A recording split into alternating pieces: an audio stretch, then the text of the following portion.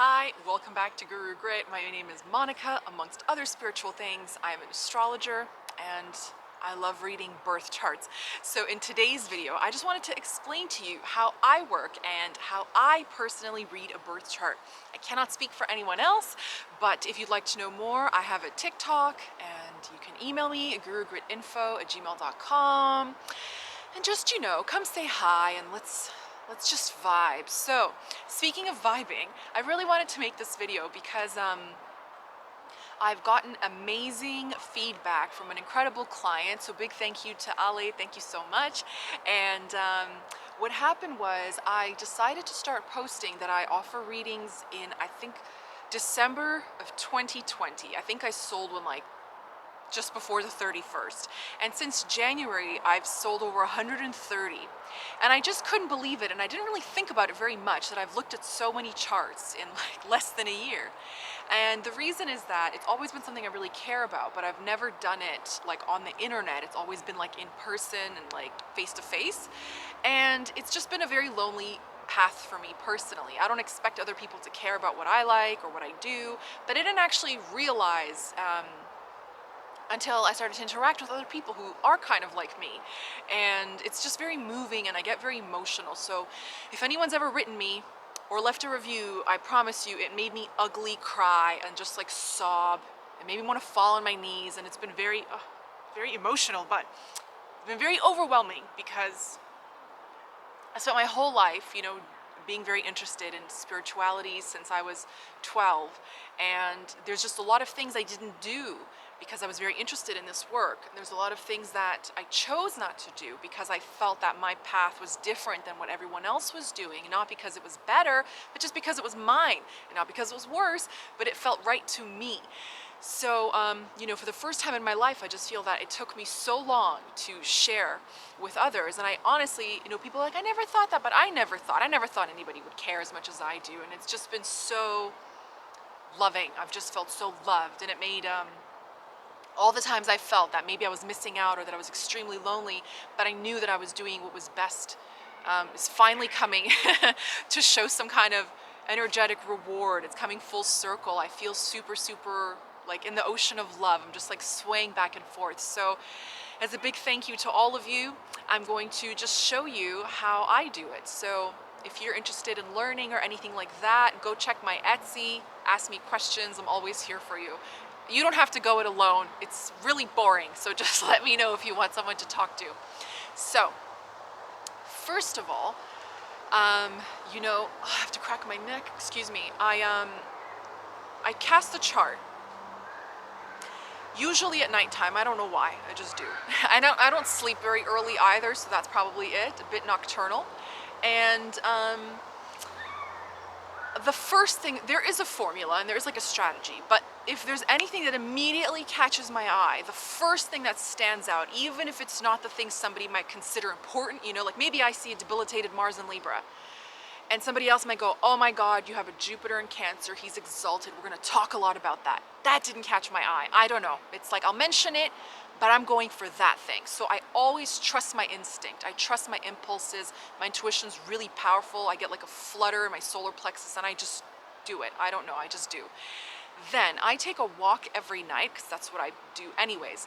So if I see, and I tend to contemplate charts, and sometimes, most of the time I would say people don't even ask me questions, they just give me their details. And they're like, tell me what you want, which puts a lot of pressure on me. So what I would do is when I walk, if I feel stumped, I would just think. I would just think about the chart and just kind of visualize it in my head. And I can't tell you how many times a fox has jumped out of a bush and kind of looked at me and scuttled off, or I've seen a crow, or I see rabbits. So if I see a lot of animals, I know something's gonna happen for that person. I read like animal omens really, really well, and I don't know, just makes sense to me. It could just be something like a sound, or you hear a child laughing as you're thinking about that person and you go, oh my God, they're gonna be fine. Whatever the case may be, but that plays into a big time. Sometimes I have dreams, I can't even explain how, but I think like almost 6 months ago, someone asked me something, and despite what convention would whatever, I said, give me about a week to answer it. I don't know why. And I went ahead And like 4 days in, I was meditating and doing hypnosis, and I saw the answer, and it was like written on a piece of paper. And so I didn't know what to do, so I went on like online and drafted like a document, like the one in my dream answering their question, and sent it to this person, and they were like, that's incredible, that answers everything, and it came in this format, and this is this thing, and it's crazy. I was like, not much to do with astrology. I mean, I still do the charts, but it can just come in any kind of way. And I truly believe, I think in my heart, readers, good readers, would never rule out anything, because a tool is useless if you don't use it. So it doesn't really matter if someone asks you, I'll be able to save money next year, and a squirrel runs by and it's got something in its cheeks, it's squirreling it away, you would be like, yes, you'll be fine, you'll manage, okay? So whatever the case may be. But I pay attention to those things. Now, I also said I trust my instincts. So when I see something in the chart firsthand, I trust that, and I go down that line of inquiry. Okay, so wherever that leads me, it's usually sort of like, when a sweater frays, when you pull a little bit of a thread, it just starts coming undone. So if you just pick one thing and just keep going down there, you'll figure it out. Now, that's what I do. Those are the first two things. Never rule anything out. Trust your gut, trust your omens.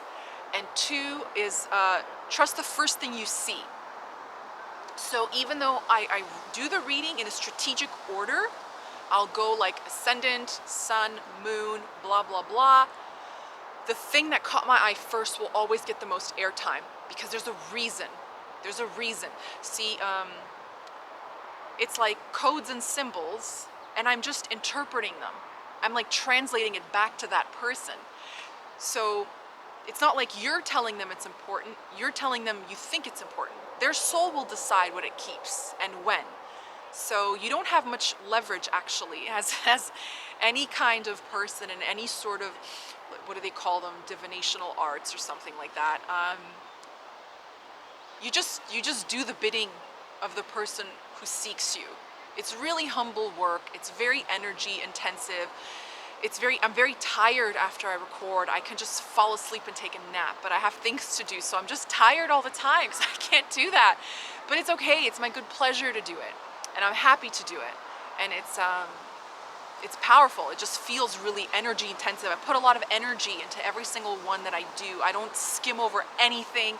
I've never denied answering a person anything. I know from my own experience getting readings done, the astrologers sometimes won't even answer your questions. They'll just tell you what they think. They'll just ignore. You can ask about marriage, they tell you about career, and it's supposed to be 15 minutes. It was a 5-minute reading, and that's it, but you have to find a happy medium where you could do what you can with what you have.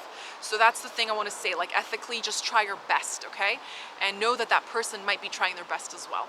Now, in terms of strategy, of course, this is quite interesting, but what I like to do is start from the questions. So if they said, hey, I want to know about health, I would analyze the chart as a whole. My eye does not immediately go to the 6th house. Maybe it's empty. Maybe the ruler is exalted. It looks like the health is good. Look at the whole thing. A chart like life is a finely woven tapestry.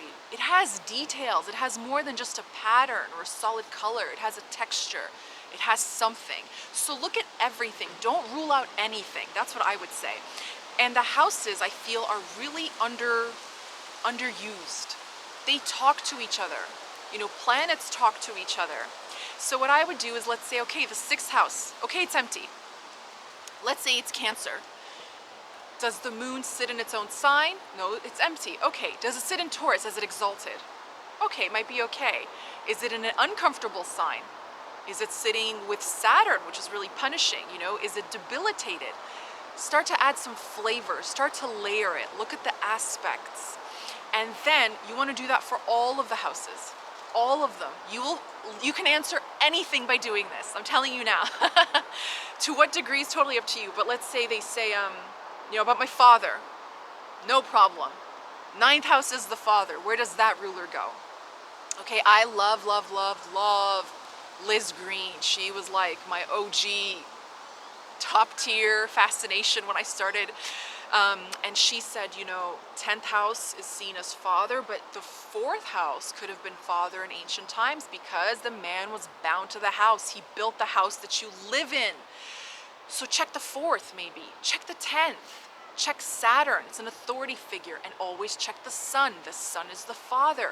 Now you've got 5 different paths to check the health of the relationship between that person and their father. And don't forget the second house, it's parents. So where does the second ruler go? The 10th ruler, the 9th ruler. Is there aspect between 4 and 10? You know, you can weave that into anything. Okay, third house, siblings, close friends, community, your commute, things you do every day. What are they asking you? See where that ruler goes. Next, see the condition. Is it sitting with anything? And then fourth, okay, their home, their happiness. The 4th house is where you measure a person's capacity for happiness, trustworthiness, and kindness. So check it out. Maybe they want to be really successful and they have a trashed 4th house. And you can say, hey, there's a lot of aspects to the 10th house. You will definitely be successful. It will not make you happy. If you want to be successful faster, get happy now. And they just do that. Just go around the chart. Okay, 5th house. Do you have a good capacity to be an astrologer? Do you have good past life karma? Children, fun, enjoyment, gifts, talents, falling in love, and keep going. Where does that go? 10th house for status. 7th house, can you be a business owner? Okay, 8th house, unearned money. Could you make a great investor? Are you just going to be lucky? Are you going to win the lottery? Are you going to marry rich? I think Mackenzie Scott, former Mrs. Bezos, has Jupiter in the 8th house. Jeff Bezos, very wealthy, So just keep looking. See where the ruler goes. Don't just see what's in there. Because empty houses will still be relevant by transit. And they're relevant. They make up the greater whole. So just because something's empty doesn't mean it doesn't matter. It's still alive and it's still there. It's like you live in a house in a neighborhood. You don't live in every house in the cul-de-sac. There are neighbors there. They can perceive you. But just because you don't live in those houses doesn't mean that they aren't relevant. Everything is always alive, okay? It's got some chemistry, it's got some buzz, and it's fizzing. So that's my top 3 pieces of advice, is not to rule out anything. Pay attention to the signs. Your dreams, your sleeping state. I do hypnosis almost every day. I get a lot of answers when I'm doing that. And secondly, is to, look at all the planets, all the houses. Don't rule out anything.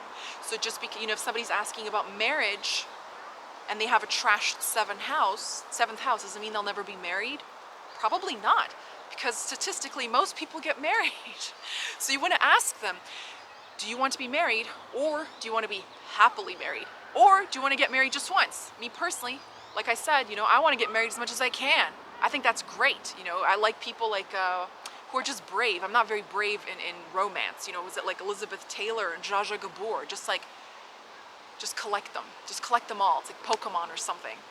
But that's the question, because most people say, will I be married? But what does that mean to you? So you've got to look at so many things. You can look at so much more than just the 7th house. The indicator of marriage is Venus for everybody. So if they have a trash 7th house, but a very healthy Venus, well, there's a chance they'll be happily married and they'll be all right. Got to look at, progressions. Look at the transits, see what's coming up.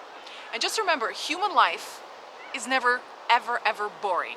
Ever. There's always something on the horizon. You can call it a challenge, you can call it an adventure, an excitement. It doesn't really matter.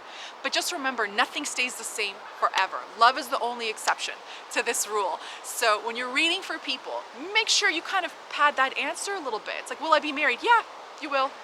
Okay, but now what? It's like, oh, but you can do this to be more happily married. Or you can do this to stay married. Or if you want to be happily married and only marry once, avoid, I see this all the time, avoid impulse decisions, I don't know, I think my clients instinctively know to ask the right questions. I have a lot of Jupiter with the North Node people come to me. It's like, don't be impulsive, really get to know someone. That will ensure this outcome. So really know what people want from you. And that's the whole point of an astrologer, is to be of service. You cannot profit from this in a way that you think. Doing readings will never make you rich. Energetically, something will always come up, okay? You need a new fender for your car, your dog has to go to the vet, whatever. You need something to reciprocate the energy. You need to be paid in some form to reciprocate that energy. I've had people email me and say, I don't have $100 or $200, but I'll paint you. I'm like, cool, you know? There's always something you can do. But the point is that it's just enough to cover your talent or your energy, but not enough to make you fruitful or prosperous. What will do that is the added energy you do. Okay, people, they make courses, they write books, they teach seminars, those things are fine. But to strictly profit from readings is I don't know, I think, in my personal opinion, I just think it's like energetically impossible. I don't know why, I just don't think it works. So it's an equal exchange of energy. We must honor that, which is why we must, you know, tell the truth to the best of our ability and do our best. Do our best. That's all I have to say. So thank you so much for listening. Very simple little foundational thing. So just if you know the meanings of the planets, like sun is father, moon is mother, you know, Saturn is authority, Jupiter is teacher, Venus is, well, it depends, you know, Venus could be women or wife, Mars is men, so older brothers, older male friends, younger, whatever house they falls into, etc. Mercury, siblings, friends, and then houses, you see where it goes. Hey, Mercury in the 11th house, you'll have great luck with friends, right? A Mercury in the 5th house, you might like a good time. Sun in the 5th house, you could be very talented, you know, very good people that really exude talent would be Timothy Chalamet and Harry Styles, like very, very good examples. Sun in the 9th house, very good for father, you know, if it's in good condition. If it's not, there could be separation. There could be loss of contact or some such thing, okay? And then just see where it goes. So, you know, if you have, let's say, Cancer in the 11th house and then moon debilitates in the 3rd, well, 3rd house, okay, could be siblings. Moon is debilitated and it's in a sign of karma, like Scorpio, so very karmic connection and difficult, but loyal to that sibling. So you've come to learn something from them. They will learn something from you. So just these little things, you just flesh it out with detail, you make sense from it. Of course, moon is mother, if that's debilitated, and Scorpio or Capricorn, lots to learn from your mom. If she has debilitated, you know, something in the 5th house as well, maybe she's got something to learn from you, etc. But it's all just life, and honestly, at the end of the day, we've all just come here to do our best. So just do your best, astrology or not, be the best person you can be, and you can make anything happen in your life. I always like to start, or if I forget to say it, I always think it, hopefully the person picks it up in the ether, is a quote by Edgar Cayce. He said, astrology is real, astrology is true, but nothing is more powerful than the will of man. You have your own willpower. It's like you chose this chart before you were born because you wanted to experience this, this, and this. But now that you're here, you've changed your mind. Well, if you set it into motion, you can undo it. You can undo what you did. So rid yourself of those limitations and go forth and live the life you want. Make anything you want out of yourself. So thank you so much for listening. Thank you so much for choosing me. And I will see you next time. I'm going to go answer some more of your questions. Much love to you all. Bye-bye.